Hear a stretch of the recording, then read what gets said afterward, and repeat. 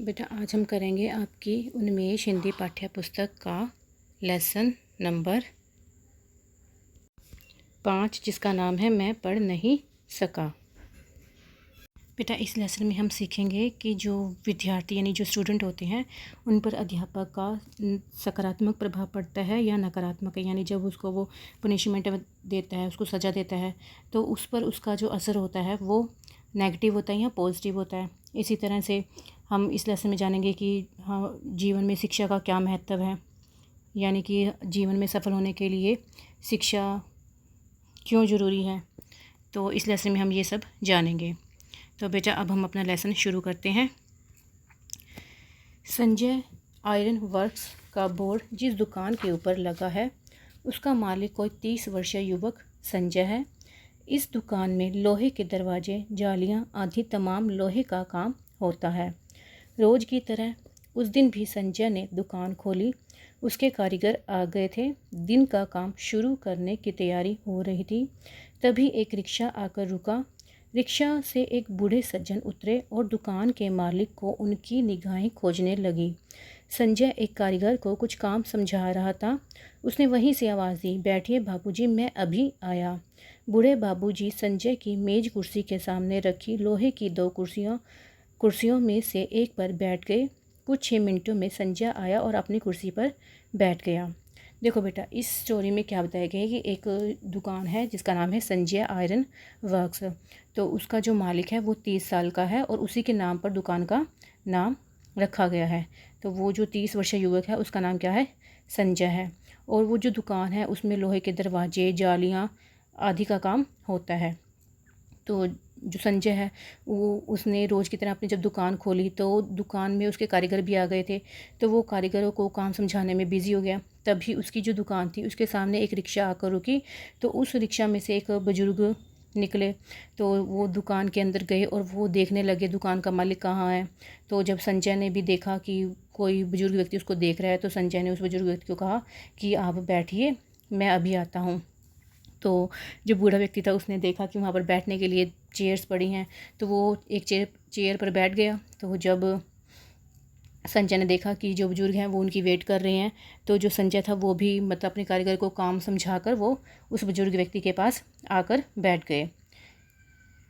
बताइए बाबूजी क्या काम है, संजय ने कहा और वह उन बूढ़े बाबूजी में अतीत का कोई बहुत जाना पहचाना चेहरा खोजने लगा। बेटा खिड़की में लोहे की जाली लगवानी है, आजकल चोरी चकारी बहुत हो रही है। आप कहाँ रहते हैं, संजय ने पूछा। यहीं मार्केट के पीछे वाली कॉलोनी में 53 नंबर मकान है। यहाँ किसके पास रहते हैं? मेरा बेटा है, कॉलेज में प्रोफेसर है। बड़े गर्व से उन्होंने कहा, मैं अध्यापक रहा हूँ, मेरे पढ़ाए बच्चे आज बड़े बड़े अफसर बने बैठे हैं। अब देखो जब संजय उसको बैठने के लिए कहता है तो वो जो बुजुर्ग व्यक्ति वहाँ पर बैठ जाता है। संजय भी थोड़ी देर बाद आ जाता है। तो जब संजय वहाँ पर आता है तो वो पूछता है कि बताइए बाबूजी आपको क्या काम है।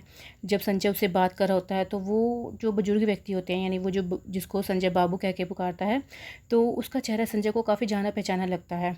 तो जब संजय उससे पूछता है कि उसको क्या काम है तो वो बोलता है कि उसको जो खिड़की है वहाँ पर उसे लोहे की जाली लगवानी है, क्योंकि आजकल जो चोरी चकारी काफ़ी बढ़ गई है। तो कहते हैं आजकल किसी का भरोसा तो रहा नहीं है। तो इस वजह से वो कहता था कि मुझे खिड़की पर क्या लगानी है, लोहे की जाली लगवानी है। तो संजय जब उसको देख रहा था, जब बुजुर्ग व्यक्ति बात कर रहा था तो संजय उसके चेहरे की तरफ देख रहा था, क्योंकि संजय को उसका चेहरा काफ़ी जाना पहचाना लग रहा था। तो फिर संजय उससे और क्वेश्चन पूछता है कि आप कहाँ पर रहते हो। तो फिर जो वो बापू होता है वो कहता है कि मैं ना मार्केट के पीछे जो कॉलोनी है वहाँ पर रहता हूँ और उसके जो मकान का नंबर है वो 53 है। तो संजय और उसके बारे में जानना चाहता है। वो पूछता है कि किसके पास रहते हो, क्योंकि संजय को वो काफ़ी जाने पहचाने लग रहे थे। तो फिर संजय उनके बारे में अधिक से अधिक क्या था, जानकारी जुटाना चाहता था। तो फिर जो वो बुजुर्ग व्यक्ति है वो कहता है कि मेरा एक बेटा है जो कॉलेज में प्रोफेसर है, तो मैं उन्हीं के पास रहता हूँ। लेकिन जब वो अपने बेटे के बारे में बता रहे थे तो उसके चेहरे पर एक अभिमान झलक रहा था। तो जो बुजुर्ग व्यक्ति हैं वो अपने बारे में बताते हैं कि मैं भी अध्यापक रहा हूँ और जो मेरे द्वारा पढ़ाए गए बच्चे हैं वो भी बड़े बड़े अफसर बने हुए हैं।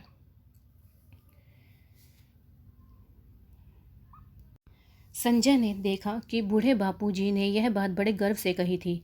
कोई और होता तो कहता कि बुढ़ापे में लोगों में ज़्यादा बोलने और बिना पूछे ही अपने बारे में बताने की आदत होती है, लेकिन संजय ने ऐसा नहीं सोचा। वह उन्हें पहचान गया था, इसलिए उनकी बात पूरी होने पर उसने पूछा, आप मुझे पहचानते हैं? उत्तर में बूढ़े बापूजी ने अपने चश्मे के मोटे कांचों के सहारे संजय को पहचानने की कोशिश की, पर निराश हो गए। नहीं बेटा, मैं तुम्हें नहीं पहचान पाया। अब देखो, जब संजय को वो अपने बारे में बता रहा था तो उसके चेहरे पर एक अभिमान था। तो संजय मन ही मन सोचता है कि कोई और होता तो ये जो बुजुर्ग बातें कर रहा था उनको चुप करा देता, लेकिन संजय ने ऐसा नहीं किया। वो चुपचाप उनकी बातों को सुनता रहा। जब उनकी बात पूरी हो गई तो फिर संजय ने उनसे पूछा कि क्या तुम मुझे पहचानते हो? यानी क्योंकि संजय को तो वो जाने पहचाने लग रहे थे, इस वजह से संजय भी उनसे पूछता है कि क्या आप मुझे पहचानते हो? तो जो बूढ़ा बाबू था उसने क्या किया, उसने मोटे मोटे कांच के चश्मे लगाए हुए थे, तो उसने जो चश्मे के कांच थे उसको साफ़ किया और फिर से अपनी आंखों पर लगाकर उसको पहचानने की कोशिश की संजय को। लेकिन जो वो संजय को पहचान नहीं पाया। तो फिर उसने संजय को बोल दिया कि नहीं बेटा, मैंने तुम्हें पहचाना नहीं है, लेकिन मैंने आपको पहचान लिया है। आप बलदेव मास्टर हैं ना? अब बूढ़े और पोपले मुंह की झुर्रियों में हल्की हंसी दिखाई दी। वह बोले, हाँ हाँ, मैं बलदेव मास्टर ही हूँ।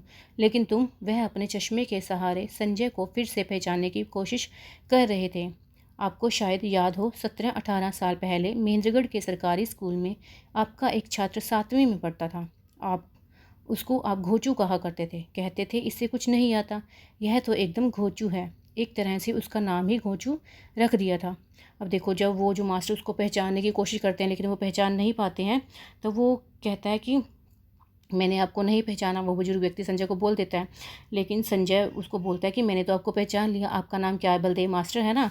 तो जब संजय के मुख से अपना नाम सुनते हैं तो जो वो बूढ़ा व्यक्ति होता है उसके जो झुर्रियों वाला मुंह होता है उस पर एक हल्की सी हंसी आ जाती है और वो कहता है कि हाँ हाँ, मैं बलदेव मास्टर हूँ। तो वो जब ये बोलता है तो वो बोलते बोलते संजय को पहचानने की कोशिश भी करता है। तो फिर संजय उसको याद दिलाता है कि आज से जो 17-18 साल पहले, मतलब जब आप महेंद्रगढ़ का जो सरकारी स्कूल था वहाँ पर आप मास्टर थे। आप 7वीं कक्षा में कक्षा को जब पढ़ाते थे तो वहाँ पर उस कक्षा में एक बच्चा पढ़ता था जिसका नाम आपने घोचू रख दिया था, और आप उसको हमेशा कहते थे कि यह तो घोचू है, यह तो किसी काम का नहीं है, ये कुछ भी नहीं कर सकता। हाँ हाँ, याद आया, एक छात्र था, वह छात्र मैं ही हूँ, संजय ने कहा। आप उसको किसी न किसी गलती पर सजा देते थे। अरे बेटा, हंसकर बलदेव मास्टर बोले, स्कूल में तो ये सब बातें होती ही रहती हैं। अब देखो, जब संजय उसको याद दिलाता है कि आप सरकारी स्कूल में अध्यापक थे और वो 7वीं कक्षा में वहाँ पे पढ़ता था, तो आपने उसका नाम मतलब घोंचू रख दिया था। तो वो अपने बारे में बताता है कि जिस छात्र का नाम आपने घोंचू रखा था वो मैं ही हूँ, और आप किसी न किसी गलती पर मुझे सज़ा देते रहते थे। तो जो बलदेव मास्टर हैं वो हंसने लगते हैं और हंसकर बोलते हैं कि बेटा, स्कूल में तो ये सब जो बातें होती हैं ये तो आम ही होती है, ये सब तो स्कूल में चलता ही रहता है। नहीं, एक दिन ऐसा कुछ हुआ जिसने मेरी ज़िंदगी की राह बदल दी। आपको शायद याद हो, उस दिन होमवर्क न करके आने के कारण आपने मुझे बहुत पीटा था और आपकी उसी मार ने मुझे भटकने के लिए मजबूर कर दिया।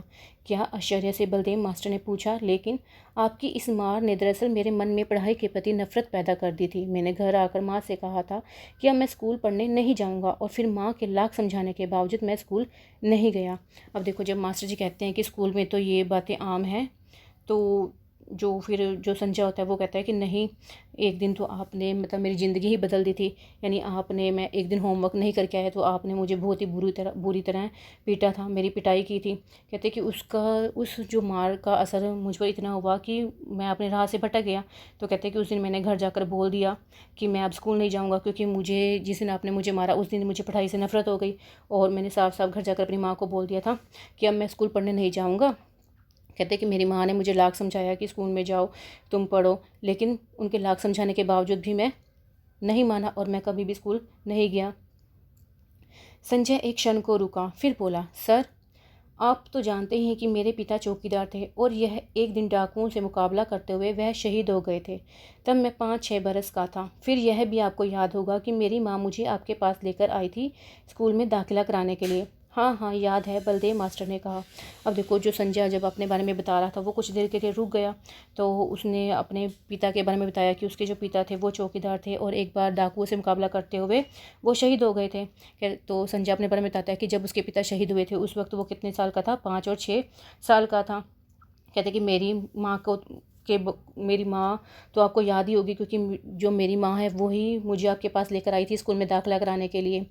तो जब संजय की बातों को सुनते हैं तो मास्टर जी को भी कुछ याद आने लगता है। तो वो संजय को बोलते हैं, हाँ हाँ बेटा, मुझे याद आ गया है।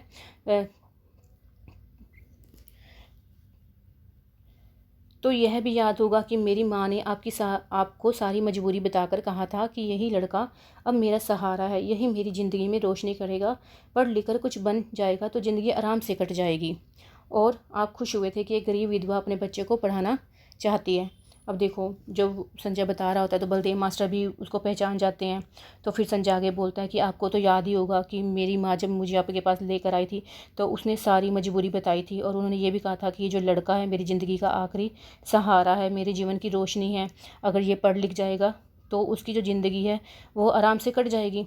तो कहते हैं कि उस वक्त तो आप भी बहुत खुश हुए थे कि एक जो गरीब विधवा औरत है वो अपने बच्चे को पढ़ाना चाहती है, उसको जीवन में कुछ बनाना चाहती है।